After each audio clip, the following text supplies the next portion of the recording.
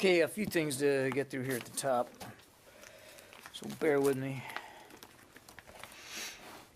I think you saw just a little bit ago, the Secretary released a short statement thanking National Guardsmen and women for their service at the Capitol complex over the last 5 months. Truly extraordinary work, oftentimes in pretty extreme and nasty weather, but they chipped in and performed an invaluable service. And it was important for the Secretary to say thank you to them as they now begin to transition out of the area. Their mission is over. There's still about 1,000 or so that are still in the Capitol area, but they're in the process. Their whole effort now is just in the process of moving on back home. As you likely saw in the news over the weekend, the United Kingdom's Carrier Strike Group 21, or CSG 21, got underway from Portsmouth.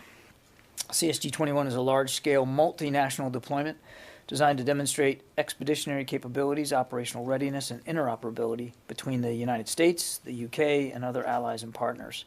It'll highlight global reach and enhances the deterrence and defense capabilities of the NATO alliance. In total, the strike group will include 9 ships and approximately 3,700 personnel. Though it's British-led, our Navy will be participating with the deployment of the destroyer USS the Sullivans and a Marine Corps F-35B squadron that'll be attached to the aircraft carrier HMS Queen Elizabeth. In addition to press coverage coming out of the UK, our combatant commands and services will also be highlighting DoD's participation at various stages throughout this deployment. We're delighted to be underway and to be a part of it.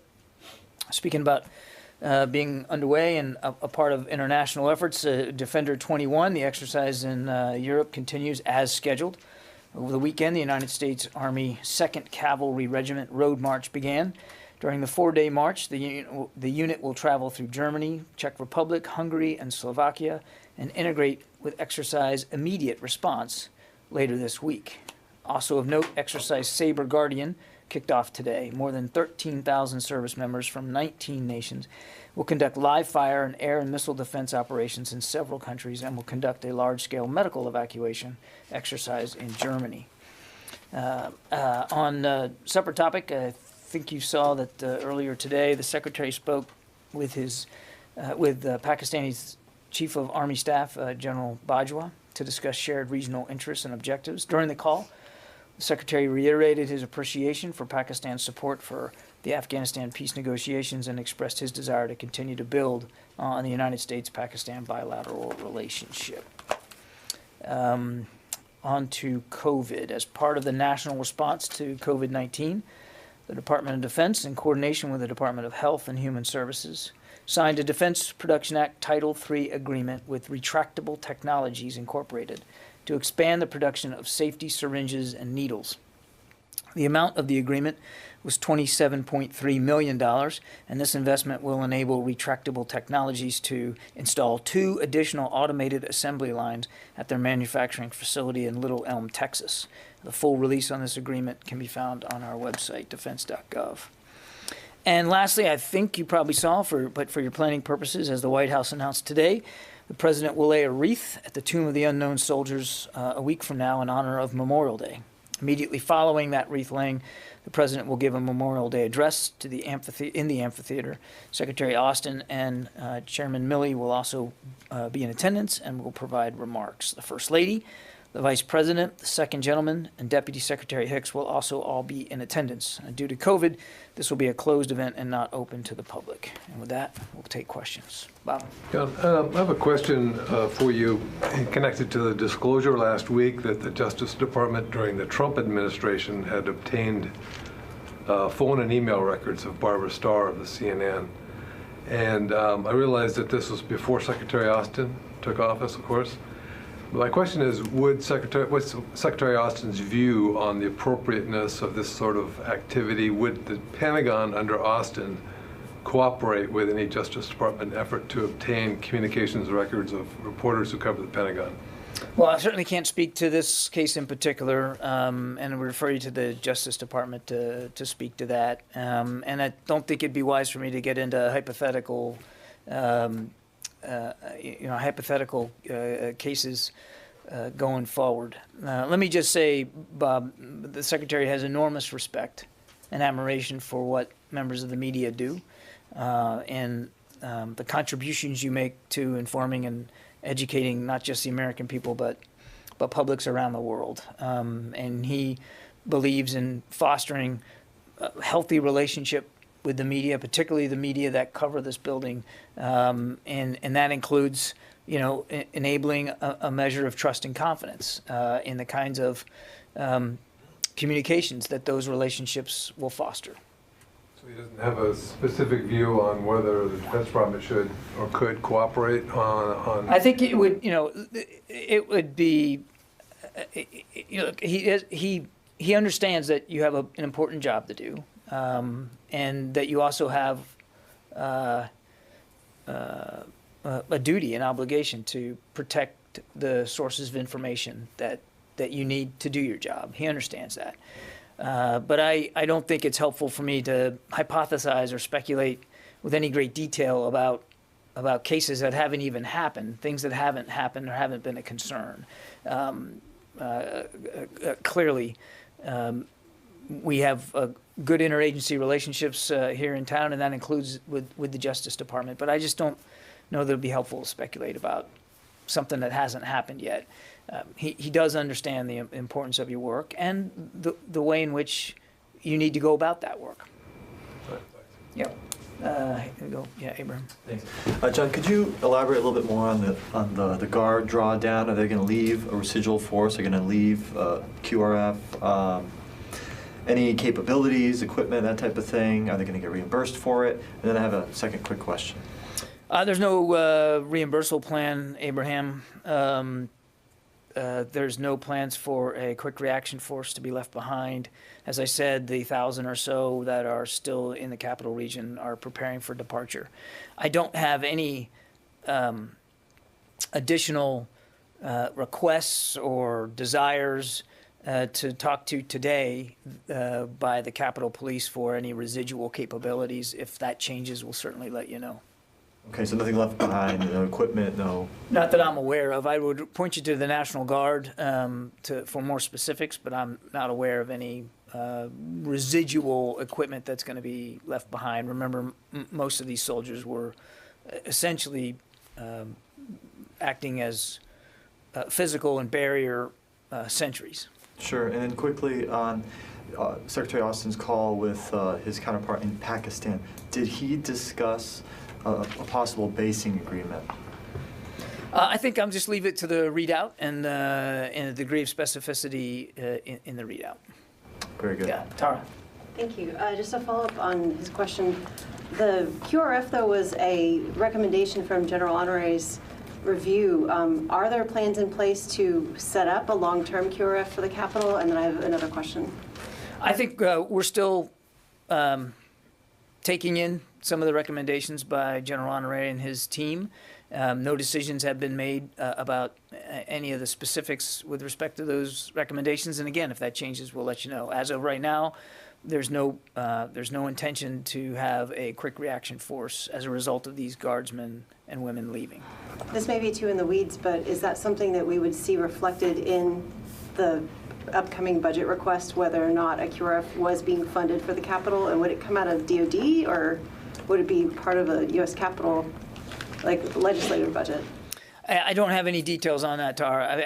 If it was something we were going to pursue, and we're going to pursue it out of our executable funds, clearly that would be something we'd have to budget to. But I don't want to get ahead of the budget, which obviously we haven't released yet. So I think I would just stay tuned on that. But again, I know of no specific plans that are in place right now to act on the recommendations. We're still going through that. And in concert with the interagency to see what capabilities might be best going forward. But I wouldn't want to speculate right now. Let me go to the phones. I haven't done that yet. Jeff from VOA. John, thanks very much for doing this. Two questions. First question, there were reports last week about the death of Boko Haram leader Abu Bakr Shekau, possibly after being captured by Islamic State West Africa. does the Pentagon have any assessment of those reports? And based on those reports, any concern about the growing strength of ISIS West Africa? And then I have another question. I don't have anything specific to say with respect to that report. Obviously, we're well aware of the threat that al-Shabaab continues to pose, and we're certainly well aware of the desire by ISIS to expand their footprint in places like Africa. But I don't have anything more specific than that. Okay. And second question, getting back to Pakistan, its foreign ministry put out a statement today ruling out the possibility of any U.S. military bases for the post-withdrawal from Afghanistan counterterrorism effort.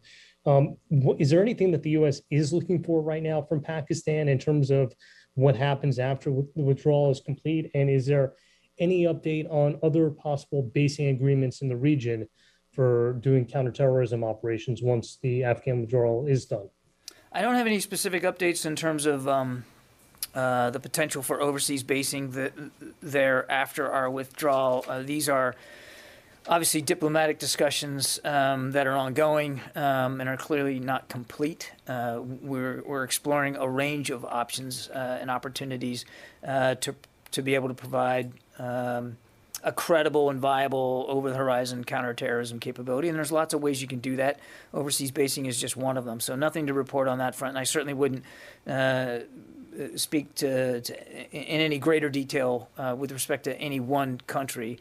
Again, the Secretary's discussion this morning was very useful and dealt with, as I said, a range of bilateral opportunities that our two countries have going forward. Lalit? A follow-up question on Pakistan itself. The previous administration had stopped all financial aid to Pakistan because the previous administration believed they were not cooperating in the fight against terrorism. Yeah. Is this new administration reviewing that policy, or has it? Where do you stand on that? At this time, U.S. security assistance to Pakistan is still suspended, and I won't get into speculating one way or another about if or whether that will change going forward. And going to India, your COVID assistance to India, do you have an update on that? Where do you stand on it? No, I don't have any updates from what we talked about last week. And finally, India's External Affairs Minister S. Jaishankar is in town later this week. Does the Secretary have any plans to meet him? I don't have anything on the Secretary's schedule to speak to with respect to that right now. If that changes, though, I'll let you know. Thank you. Yep. Laura Seligman, Politico. Hey, John, thanks for doing this. I wanted to ask you actually about the budget this week. Secretary Austin and General Milley are testifying on the Hill on Thursday about the budget before the budget rollout. So can you explain what the logic in this was? Will they have anything to talk about? Oh, I think there's plenty to talk about, Laura. Yeah, I mean, it was just a scheduling, it's just the way the sort of schedule played out, both with the subcommittee and with OMB. So you're right, the testimony will be on Thursday. The budget rolls out on Friday. So while they won't be able to get into too many specifics with respect to actual line items, there's certainly enough of a broad take on budgetary requirements and the budgetary direction that they'll be able to address just in terms of the sorts of capabilities and operational concepts that we're going to be pursuing. I mean, will there need to be a follow-up hearing that will actually dive into the details? Because a hearing before the budget details come out really doesn't get into any of the specifics that lawmakers need. No, that's right. They won't be able to get into many of the specifics. As for whether there will be a need for a remedial session, that's really a question better put to Chair McCollum and the ranking member Calvert of the subcommittee. Okay, Pierre. Thank you. General McKenzie is in the area, made some statements and talked also to the press, reporting, at least from our colleagues from the AP, leaves us under the impression that a vacuum is coming. Is the United States committed to the security and to help allies and partners in the area? Of course we are. Of course we are. And we've said this time and time again, Pierre, just because we are removing our troops and ending our military mission in Afghanistan doesn't mean that we're walking away from the region. Nothing could be further from the truth. There's still going to be a robust United States presence in the Middle East, in the Central Command area of responsibility. I think what General McKenzie was referring to was just that we need to be, aware of the potential for other nation states with our absence from Afghanistan. What kind of actions they might take, but. There's absolutely going to be no diminution of our commitment to our allies and partners in the region. Thank you. None whatsoever. Let's see. Jeff, task and purpose. Thank you. How many U.S. troops are in Afghanistan right now? Jeff, I think we're not giving out exact numbers of our troops there as we continue this withdrawal. Or can we ballpark it? Can we say, half have left, anything like that? No, Jeff, I'm really not able to do that. We're going to confine our assessments to the assessments that you see every Tuesday coming out of Central Command. And I recognize that you would like more data. I do. And frankly, so does General McKenzie and his staff. But I hope you also recognize our need to be somewhat circumspect in terms of the amount of information that we give out, particularly on a weekly basis, so as not to violate operational security, so as not to provide information that could actually put our people in harm's way. I know you share our desire to make sure that doesn't happen. And as I told you last week, and I'll reiterate it again, that as the retrograde, the withdrawal continues, and the capabilities in Afghanistan get progressively smaller, I would expect, and you should expect, that the way we package the information and how much we give is also going to change too. Again, to make sure that we're not putting anybody in more harm's way than they already are. Yes, ma'am. Any details or update on today's rocket attack on Ain al-Assad in Iraq? Also, any update on the decision about the troops level there? Is there any change? About American troops in Iraq? No, there's been no change to their presence there or their purpose there, quite frankly. You may already have all this, but this is what I have. If you already have it, I apologize, but at about 1:30 local time there, the Al-Assad Air Base did experience one rocket round that landed on base. Initial reports are that there are no injuries, but the damage is still being assessed. As you know, sometimes initial reports change. That's what we have right now. The attack's under investigation by the Iraqi Ministry of Defense, and I'd point you to them for any additional information. Thank you. That's probably what you already had, but that's what I've got for you. Matt from ABC.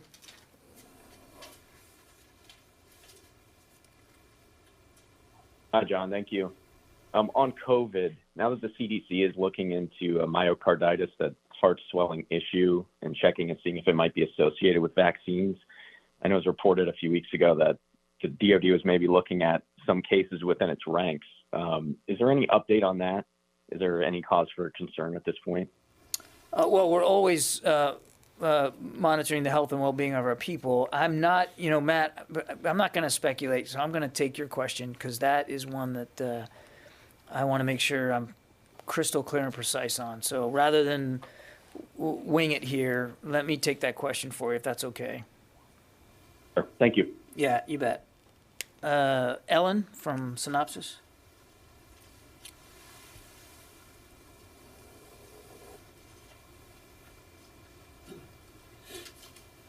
Okay, go to you, Barb. I want to follow up on something discussed earlier. Last week, President Biden publicly said that seizing reporters' phone records was wrong and it would not happen under his administration. He said that on camera. So not hypothetical. I didn't see you endorse that. Maybe it just didn't cross your mind at that very moment.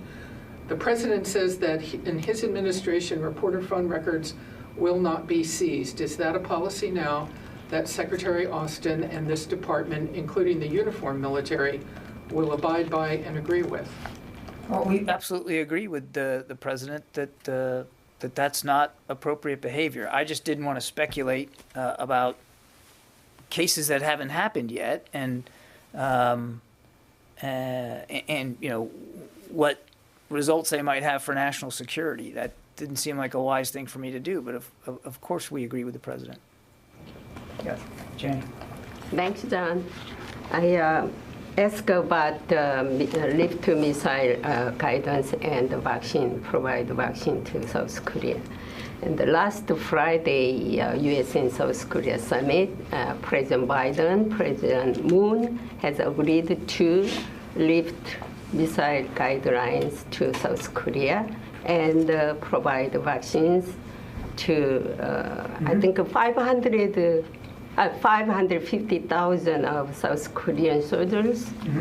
How do DOD's assessment on this?